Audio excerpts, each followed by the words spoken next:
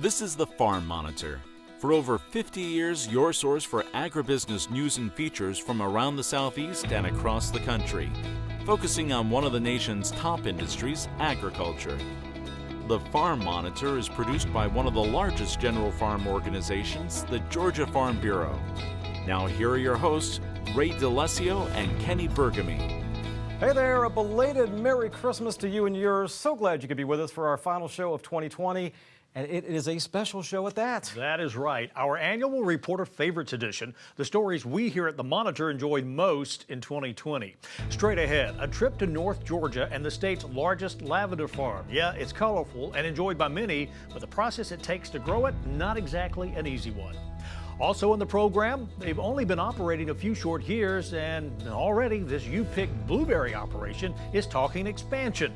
Damon Jones choosing 05 Farms as his reporter favorite of 2020. And then later, from the farm fields to the football fields. Travel with us to Dooley County and hear why these gridiron gladiators say there is nothing quite like those Friday night lights in small town Georgia. These stories and so much more start right now on the Farm Monitor. In North Georgia, a new commodity is turning heads. Lavender, which is something that is mostly grown in Europe. But as John Holcomb first reported back in July, there is one couple who saw both its value and appeal and decided to take a chance at producing it. Known for its unique smell and color, lavender is grown mostly in the country of France.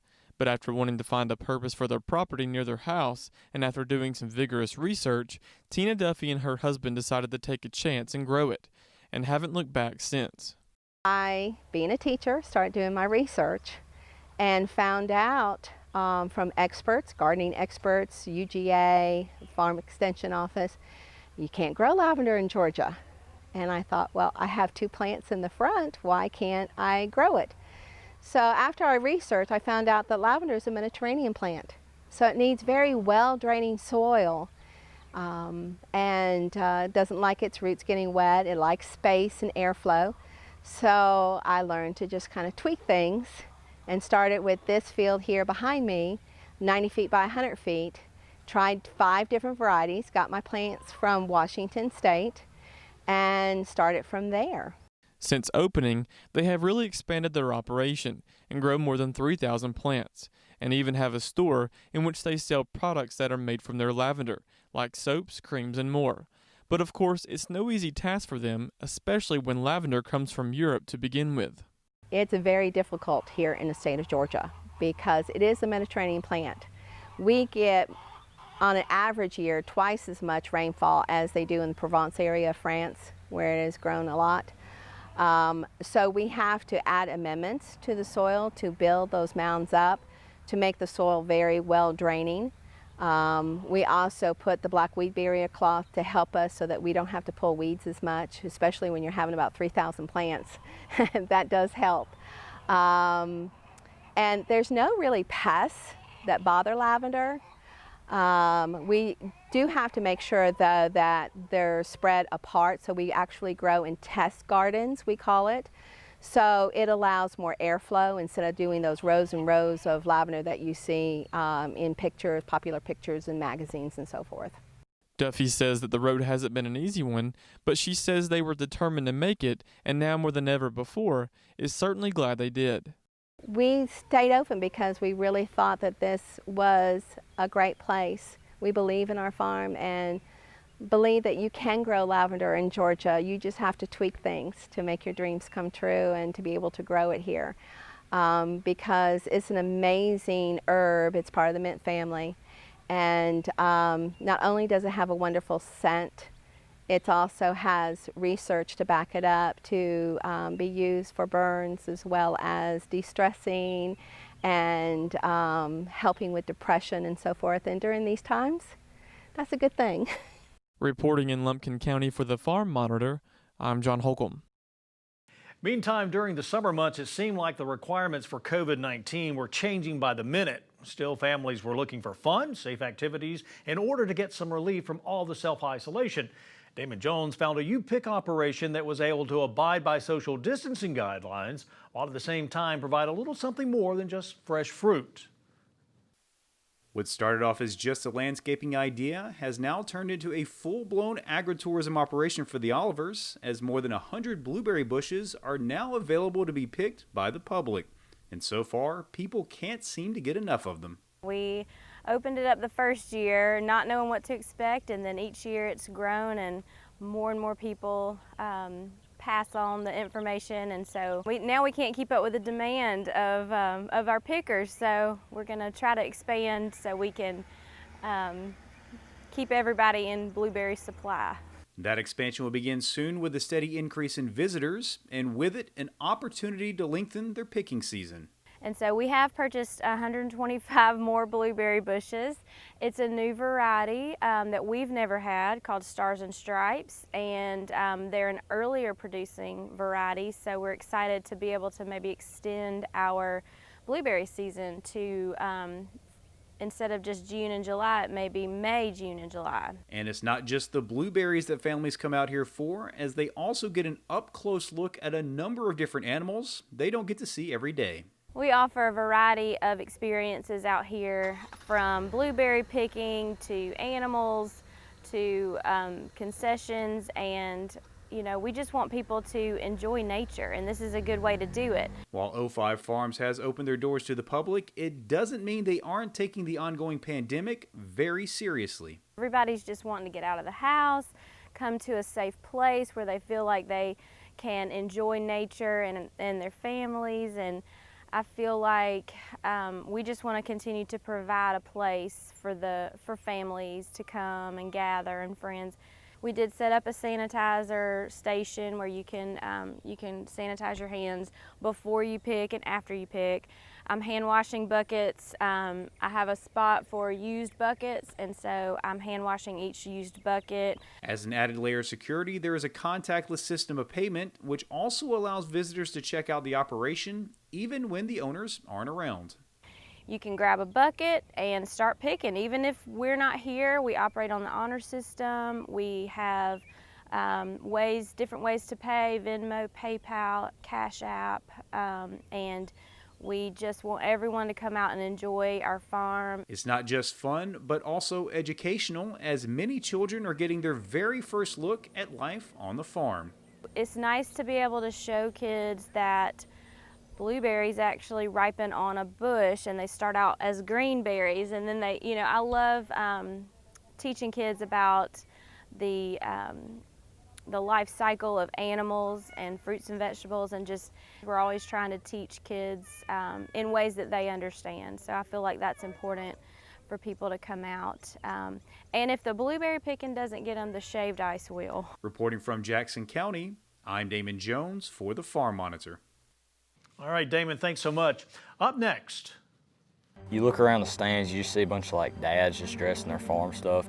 There's nothing like the Friday night lights in a small town. There's nothing like them. After the break, Ray's favorite story of 2020, farming and football in South Georgia.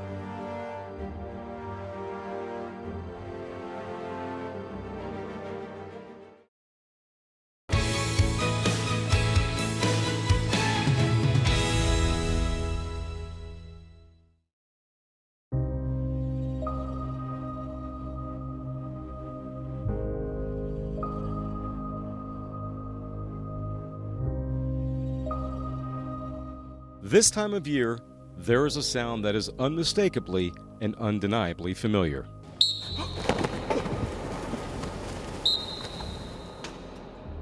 A sound in which dreams are built upon. There you go. Right feet. And it's a sound that can literally shut down an entire city. Hey, work on me, work on three. 1, 2, 3, work. That sound is high school football in rural America. There you go, Brent. Hey, just let me play. Hey, let's have a good day, hey. You look around the stands, you see a bunch of dads just dressed in their farm stuff, and you got kids running around, you know everybody. There's nothing like the Friday night lights in a small town. There's nothing like them. I mean, because everybody's looking forward to that Friday night. Here at Fullington Academy, football is more than just a passion. At the risk of offending some, one could argue it's a second religion. a birthright, if you will. And for the majority of these kids, the discipline it takes to even put on those pads didn't begin in some weight room or on a youth football field. No, for them, it started on the farm.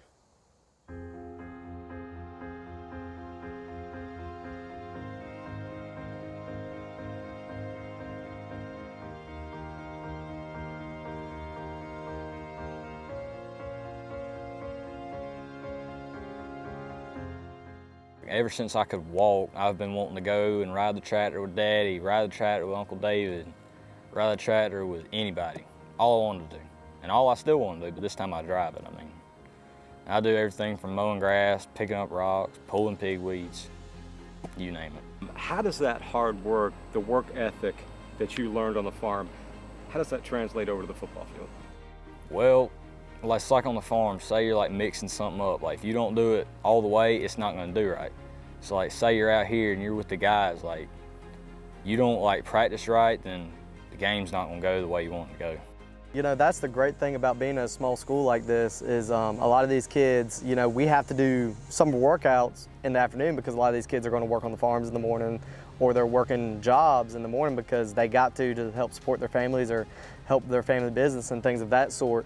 And, you know, they work all day and then they come and work at night with me. In his first year as Fullington's head coach, Brian Brillin knows a thing or two about farm kids and rural high school football. Originally from Florida, Brian spent the majority of his youth in Perry, both as a player and as an FFA participant, where he proudly donned the corduroy jacket and showed cattle. At 24 years old, Brillin is currently one of the youngest high school head football coaches in Georgia, if not the youngest. He tells me when the opportunity presented itself to lead a group of young men from rural America, he jumped at the chance. You know, how good you do is how much you practice, how much you work for it. You know, everything in agriculture you have to work for, you know, and, you know, it is not one of, it is the most important business we have, especially here in Pinehurst and in Georgia, but in the world. We would not be where we were at without agriculture. So the lessons I learned in FFA from both the Gentrys, Phil, Philip, and Mr. Claxton, you know, they carry with me today. The hard work that I had to have to do that, it still carries with me today.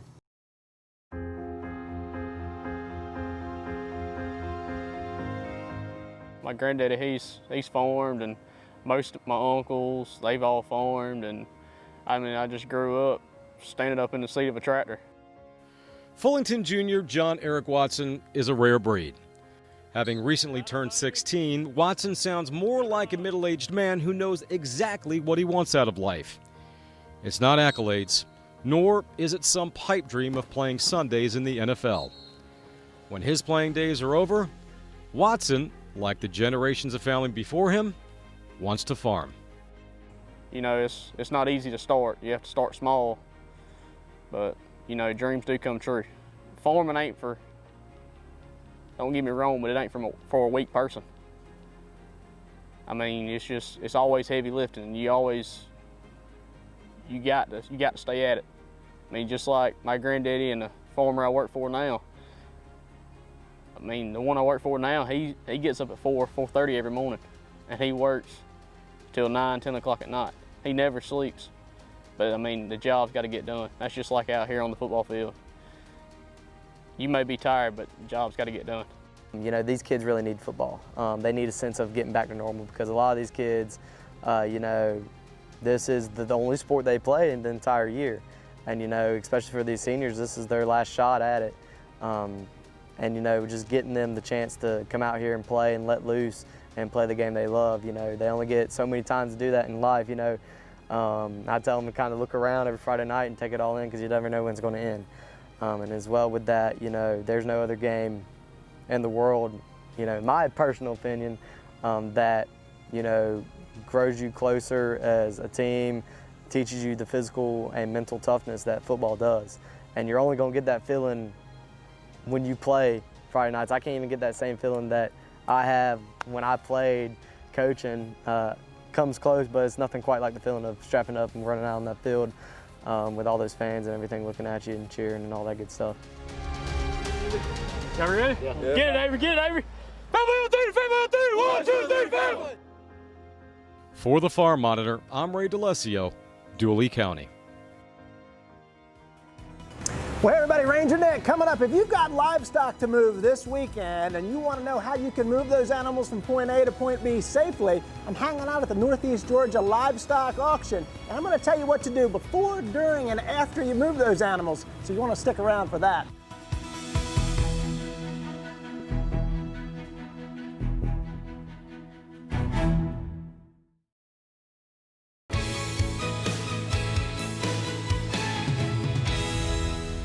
Well, last but not least, 2020 wasn't all bad. It did see Ranger Nick celebrate 75 episodes here on the Farm Monitor. Yeah, he has definitely done some fun things over the years. Back in February, long before COVID-19 and quarantine became a part of our daily vocabulary, Nick visited Northeast Georgia Livestock in Athens and handled a herd of cattle like a pro. It's his favorite story of 2020.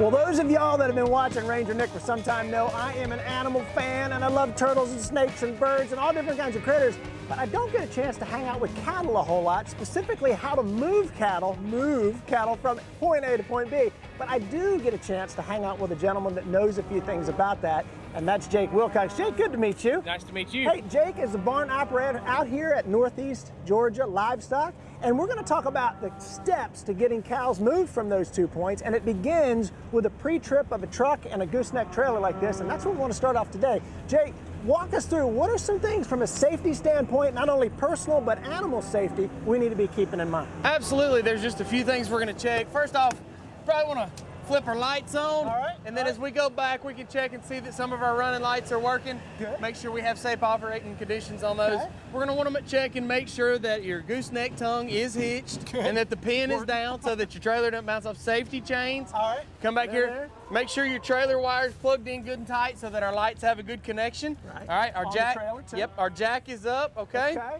As we walk back down this side, we're going to check both tires. Make sure that we seem to have proper tire inflation. You can use a you could use a gauge to check those, but these tires look pretty good. This is a nice kind of new trailer. It is a new trailer. As we get back here, we're going to look, and see we got our running lights. They all seem to be in good working order. You can also test your blinkers, test your brake lights, just to make sure people see what you're doing when you're hauling your cattle. Absolutely, absolutely. Let's get in this thing. Especially on a wet day like today, we're going to want to check and make sure our floors aren't too wet, too slick, too much muck in them. You want to keep your trailers good and cleaned out. And Jake, look at this floor. Not to interrupt you, this is a rubber floor that's kind of corrugated like that. Really probably good for grip. Yeah, these, a lot of these new trailers like this one here that we're in today will come with what they call these life-proof or lifetime floors. Okay. Rubberized floors. They do have a grid pattern to help with slippage and not have any problem with cattle going down or slipping in wet conditions or when there gets to be some urine or muck in here. That's right. And so, when we're getting ready to load, our cattle on the trailer, we're going to want to make sure that our gates are back out of our way,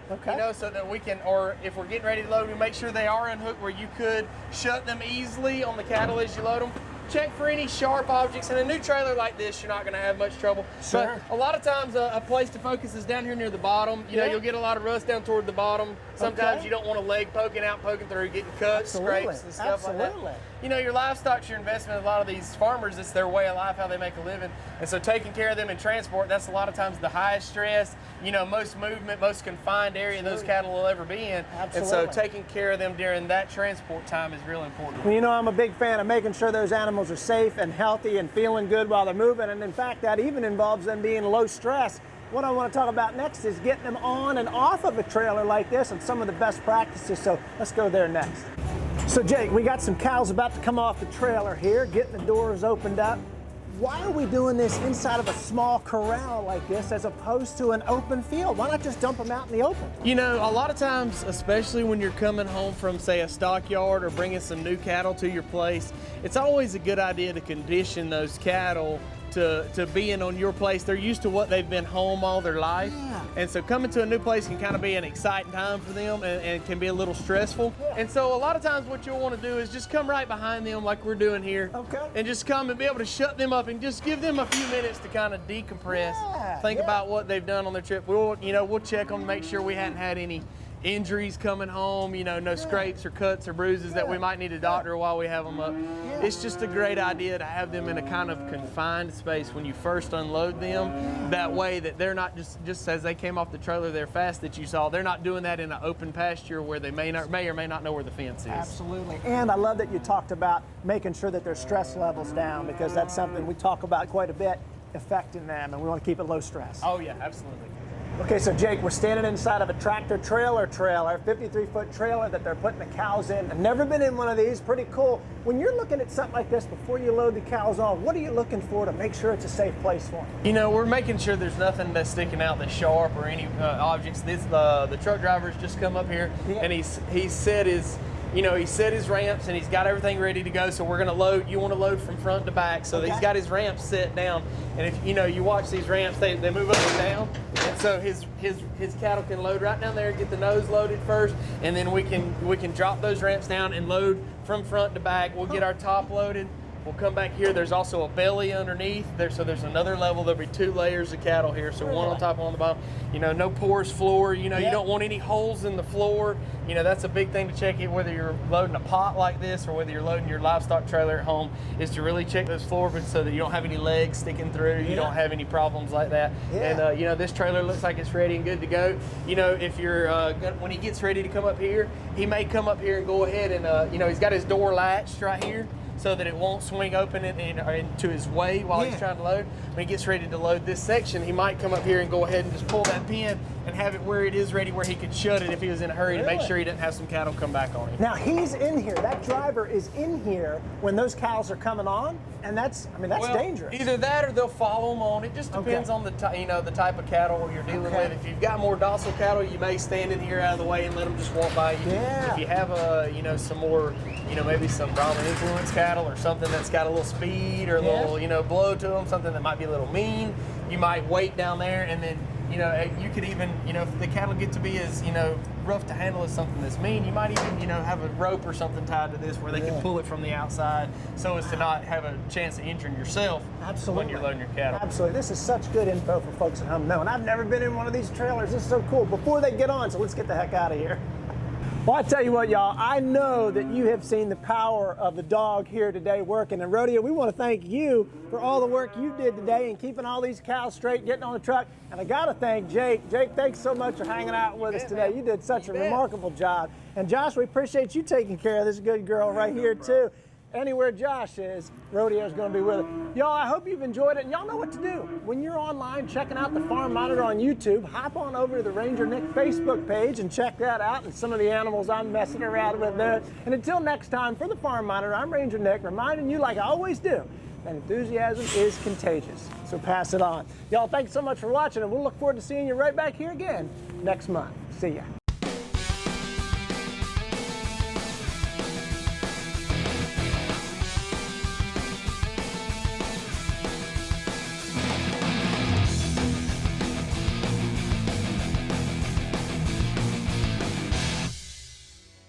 Like a little kid, isn't he? Hey, hope you enjoyed our reporter favorites of 2020. Here's to 2021 and a much brighter future, hopefully. Yeah, but before we send you on your way, a friendly reminder that for all the latest ag news regarding food, great recipes, and what's happening out on Georgia farms, be sure you check out all our social media platforms, including our website, farm-monitor.com.